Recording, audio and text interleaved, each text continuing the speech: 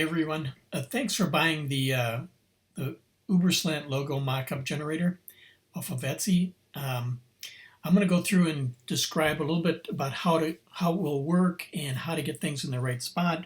Some people learn better by seeing versus going through the steps, but you'll see some of the steps on the left side of this PDF. But once you've purchased it, you'll get access to this PDF, which will give you the details of what's included in there, and then you'll double click on this URL, which will take you to a Google Drive link.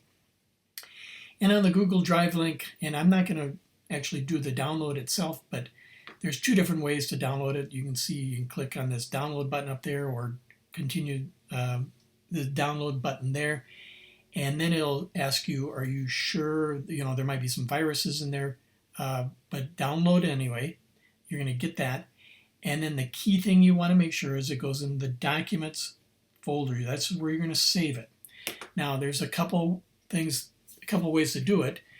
I will show you. It has to go into your iMac hard drive, and it's got to go in, and then for the username, and then this document, and you're going to get that UberSlantLogo zip file. Now, since I've already downloaded it, it already shows on there, but another way to get there is on your documents. You're going to see this, and this is right where it needs to go, is in this documents area.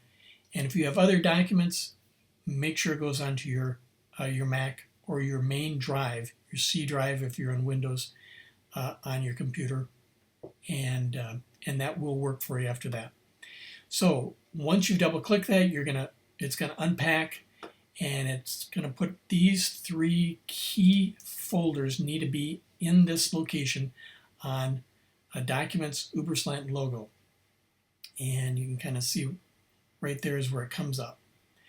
Now, I'm going to show you three ways to get the script into the right location for the application that you're using, because right now I've got several different Photoshop applications I have. Yours may be different. You may be on the 2025 or 2026, but we need to make sure we get the script in the correct location in order for it to work.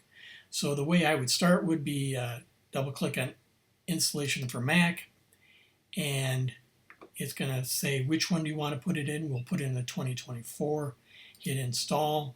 It's going to ask me for my admin password. I'll put that in. Didn't like me. Put it in again and sometimes it takes a third time.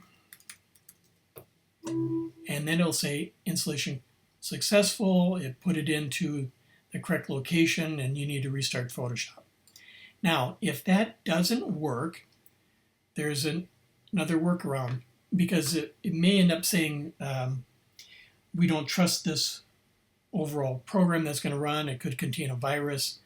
And it would do that because I haven't purchased the development software from Apple. There's a paid fee, and I haven't done that yet. So the other way to do it is you hit installation, right-click on it, hit open, and then select the folder. I'm going to put it in 2020 this time.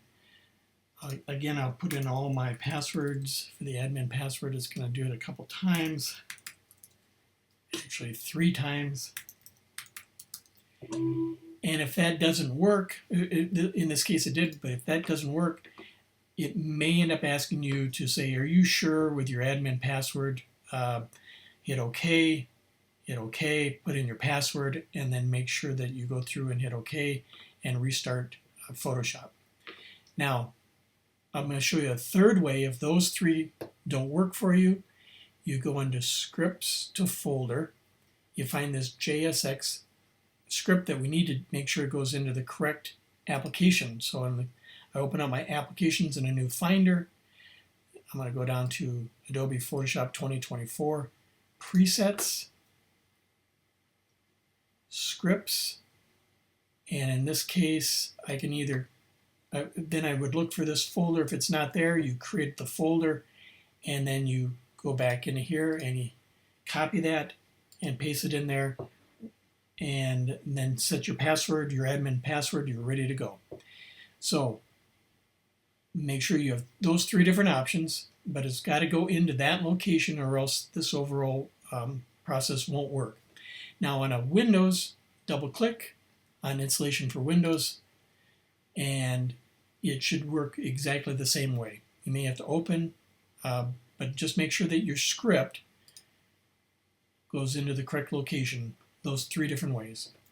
Now finally, I'm going to show you one other thing you can do is once you have it set up, you would take your white logo, and it needs to be a white PNG logo, grab it and drag it into that folder, and it should give you the logo whenever you want it. You can turn off the logo, but this gives you the option to do it.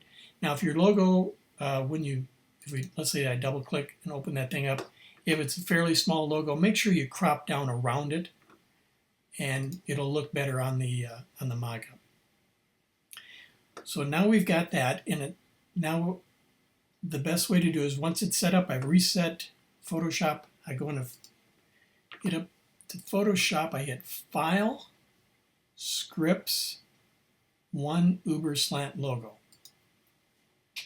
Now I'm going to select, in this case I'm going to select all the different images I can get, main images now. If I hit Matte Frame, paper is going to come because Matte Frame is only available for paper. And then I'm also going to do metal and canvas. I'm going to do all of them at the same time, and I'm going to select one file. In this case, I'm going to do a 2:3 ratio or 4:6 ratio. And then if it doesn't turn out, you can on the 2:1 ratio because I'm going to distort the 4:6. Most of the time they're going to look good, but if you prefer to be to make sure it matches exactly with what you've got with a 2:1 ratio, you can drag a 2:1 ratio file in there. Now I'm going to make sure the logo's on. I'm going to save it on the desktop. It will save it onto a folder called Slant Mockups. You can kind of see that to the right. And I'm going to hit I've got the desktop, pick my quality, generate mockups, and then I'm going to select my 4:6. I'm going to hit open, and then it's going to come back and tell me, are you sure that you want to do this? Because we're going to distort that. If you don't like how it distorts, then just don't select those panels and then come back and use a 2:1 format. Hit yes, and then let it go to town. It's going to open up all the templates it needs for the different varieties of images that you wanted, and the speed will depend upon how fast your Mac is. And I'm going to turn this off and let it, and then come back as soon as it's done and show you the output and what it'll look like. Finished generating, and it opened up this slant mockups folder for me automatically, and then I'll just go through and double check to see what I like for overall images. And you can kind of see there's the canvas, metal, framed canvas, framed panel canvas, framed metal,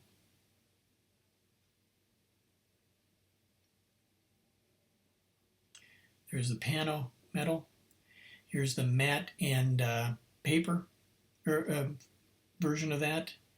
And then here's in the panel, 20x40 look. And then we've got the canvas in a panel. And we've got the metal in a panel. And then we've got a 3-panel canvas split. And then we've got it in the overall 3-panel metal. And that should do it. Once you're finished with this, you move your mockups wherever you want.